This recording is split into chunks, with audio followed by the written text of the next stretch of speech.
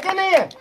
बात को ध्यान से सुनिएगा, किसी को सवाल पैदा होता है तो मेरे से कर लीजिएगा, क्योंकि आप सब मेरे भाई है, बहन है, बच्चे हैं, मेरा परिवार है और मेरा पूरा अधिकार है आपको वो बात, सही बात बताने का।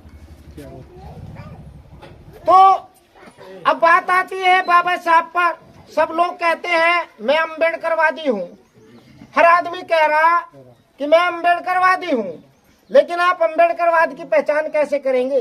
अभी अनिल जी ने बताया कि आप बाबा साहब के चश्मे से देखिए, तो बाबा साहब ने हमें चश्मा दिया 22 प्रतिज्ञाओं का, तथागत गौतम बुद्ध ने हमें चश्मा दिया तीक्ष्ण पंचशील का।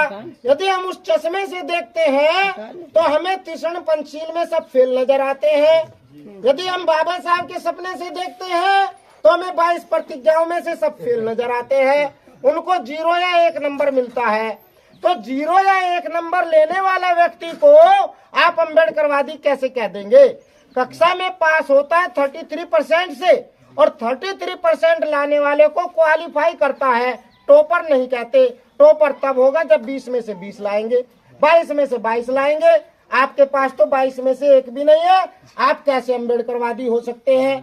तीक्ष्ण पंचशील 8 गुण हमारे पास दे गए हैं तथागत गौतम बुद्ध जी, उसमें से 1 गुण हमारे पास नहीं है। आप बौद्धिस्ट भी नहीं है, तो ना तो नमो बुद्धाय कहने का अधिकार है और ना जय भीम कहने का अधिकार है। क्या नमो बुद्धाय जय भीम कहने से भीम की क्रांति बढ़ जाएगी? आजकल ट्रेंड चला है, क्या ट्रेंड चला है?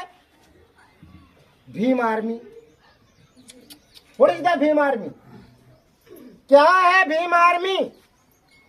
मैं खुले शब्दों में कहता हूं, तमाम लोगों को ईर्ष्या होती है, जलन होती है, और लोग सोचते हैं मुझे जलन होती है भीम आर्मी से। मुझे बिल्कुल जलन नहीं होती भीम आर्मी से, तो बाबा साहब का नाम है भाई भीम।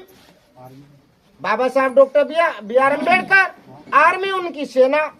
लेकिन भीम आर्मी आप किसे कहेंगे? सवाल ये होता है, भीम आर्मी आप किसे कहेंगे? जो भीम की बनाई हुई सेना है वही भीम आर्मी है, और वो है समता सैनिक दल। तो आप समता सैनिक दल को तो जानते ही नहीं हो, उसको मानते ही नहीं हो। और आज तो ये ट्रेंड हो गया कि जो भी बाबा साहब की बात कर रहा है आदमी उसी संगठन को कह देता है भीम आर्मी वाले हैं। अरे कितना है भाई, आप लोग उस चश्मे को देखो, उस चश्मे से देखो, कानों से सुनो और उस पर फिर विचार करो और समझो कि क्या आपके बीच में आने वाला व्यक्ति ढोंगी तो नहीं है? उसने कौन सा कवच पहना है? जब वो उस कवच को उतार लेता है तो अंदर से क्या है, तो उसे अंदर से पहचानो, उसके गुणों की पहचान करो। यदि उसमें गुण है तो उसे मान लीजिए, चाहे वो कोई भी हो, वो अम्बेडकरवादी होगा। और यदि गुण नहीं है तो मेरी औलाद क्यों ना हो, वो अम्बेडकरवादी नहीं हो सकता। और ऐसे लोगों को मैं अपना भाई नहीं कह सकता, वो हमारा भाई नहीं हो सकता। आज हम यदि समाज में निकले हैं तो समाज के लिए निकले हैं, वरना अपने घर में होते, घर हमारा चल ही रहा है, उसमें कोई दिक्कत नहीं है। तो मैं साथियों इस बात पे आज मुख्य फोकस करना चाहता हूँ, मीडिया के माध्यम से भी, आपके JBNC न्यूज के माध्यम से भी ये मैसेज समाज को जाना चाहिए कि अम्बेडकरवादी कौन है। अम्बेडकरवादी कौन है?